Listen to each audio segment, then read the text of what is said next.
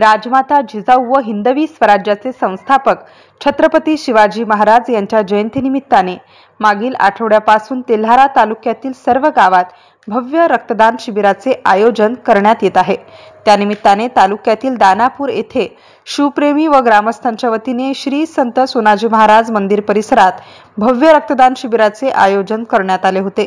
या निमित्ताने सर्वप्रथम भारतीय सैन्य दलात कार्यरत असलेले जवान मोहन हागे व दानापूरच्या सरपंच सौ सपना वाकोडे यांच्या हस्ते भारतरत्न डॉक्टर बाबासाहेब आंबेडकर व हिंदवी स्वराज्याचे संस्थापक छत्रपती शिवाजी महाराजांच्या प्रतिमा पूजन करण्यात आले।